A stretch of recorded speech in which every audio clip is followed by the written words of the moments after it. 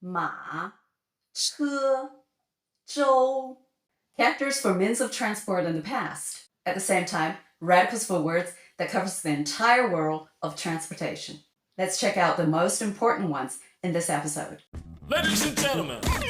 All three radicals are very easy to recognize. They stay mostly on the left side of this kind of structure, just slightly slimmer than their usual form, which is absolutely normal for radicals.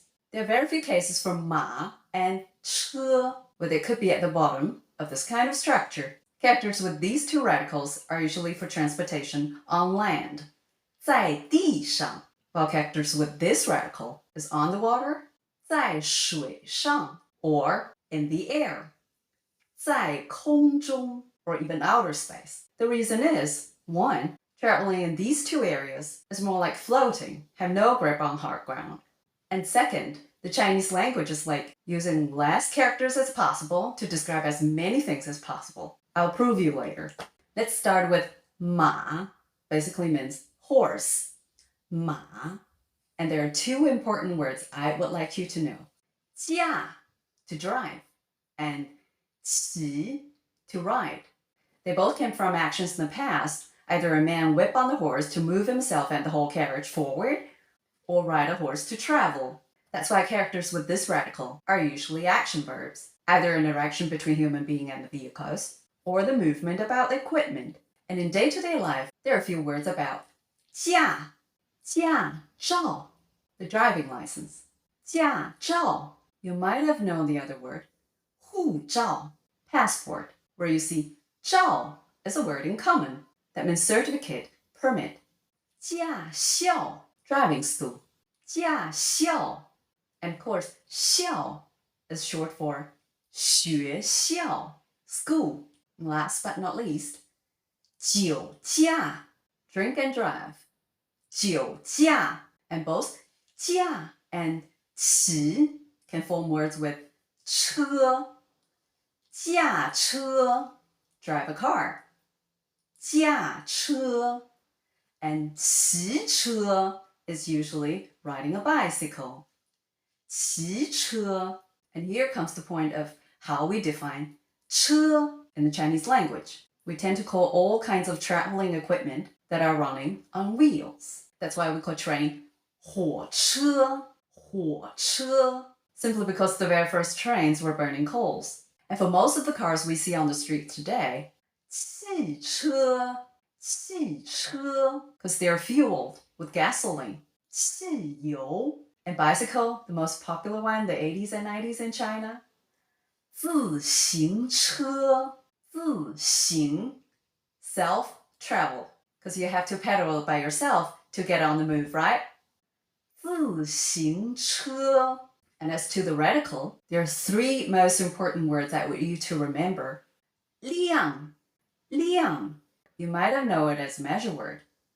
一辆车. Well, 车辆 is the general term for the transport equipment running on street. 车辆, as long as they have wheels. 轮, wheel.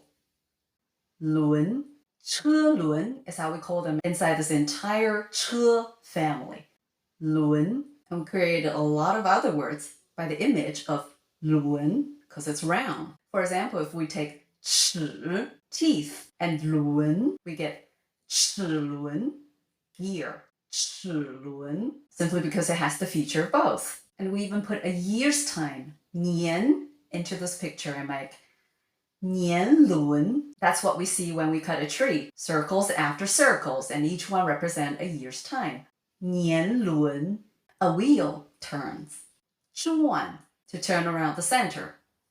转, and during driving, when you have to make turns, left and right, we say 转, same word, different tone. 转, 左转, turn left. 右转, turn right. So far, the 5 characters I've introduced, 驾, 骑, 辆, 轮, 转, or 转, all of them are constructed like this. One part, the radical, is responsible for the meaning, and the other part gives the hints for the pronunciation. And this is very, very typical in Chinese compound characters. For the character of 舟, I would like you to know this. 船, boat or ship. 船. And if we put 飞, flying, up front, then it is 飞船, spacecraft. 飞船, or any crazy designs of flying ship that you can picture from science fictions. 船 for water, 飞船 in the outer space.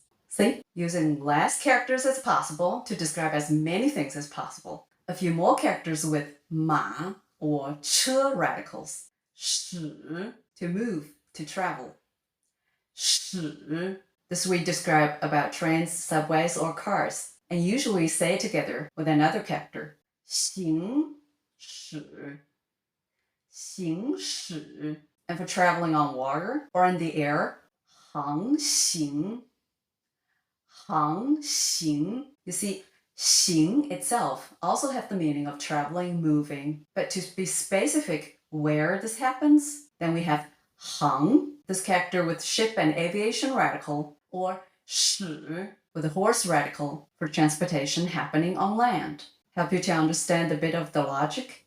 驰 it also means to travel, to move, but at a super high speed. We also say it together with 奔驰 奔驰. And interestingly, the German car brand Benz is translated into this in Chinese. And I think the naming itself contributes a lot of the market success. And for the trains to get on the move, they need 轨, rail. 轨 makes sense because they get in contact with the wheels. 车轮 hope you still remember. 轨道 railway. 轨道 and the same word we use for orbit, planets and stars running around in space. Isn't it wonderful that the two things have a lot in common? And if you wonder, is there a similar thing like waterway or airway? Yes, we do. 航线 that means the operational routines between two places for shipping companies or flight companies. 航线 线 a line. There are two adjectives related to 车 轻 light, 轻 and 软 soft. 软 believe it or not, in the past when people had forced carriage, they already thought about how to make the whole thing lighter so that they could feed the horse less, save energy, and put on soft materials around the wheel to make the passengers more comfy. So 轻 at that time it meant a lighter horse carriage, and 软 accordingly a softer one. Same topic we have with the cars today, right? The next character I would like you to have a guess. What is the radical, where it is, and also guess what's the meaning. It pronounced 在.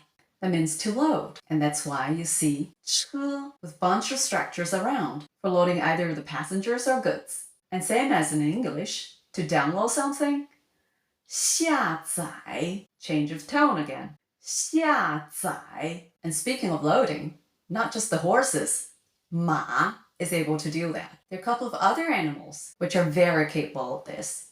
骆驼, camel. 骆驼, and doesn't matter how many peaks they have on the back. And 驴, donkey. 驴, and interestingly, we give them 马 radical for the reason that they were considered as means of transport, and they still are in many places of the world today. And there's a saying, 驴唇不对马嘴. The lip of a donkey doesn't fit the mouth of a horse, which means two things don't fit together, or the answers don't fit the questions. 驴唇不对马嘴. Although this being said, we know that 驴 and 马 could make babies, and babies called 骡, also a lovely animal able to take a lot of loads on their back. To the end, two senior words for the learning freaks, and they're both with 车 radical. 轿 and 书. 轿 is also part of the horse carriage, but don't ask me what it was. Today we know it more from 比较, to compare. 比较. And 书 in 运输 makes the general word for transport. 运输. And besides, 输 could also mean to lose, to lose a game or bad luck in the gambling. 输 Alright, that's all for today. Thanks for watching and I hope to see you in the next. 谢谢，再见。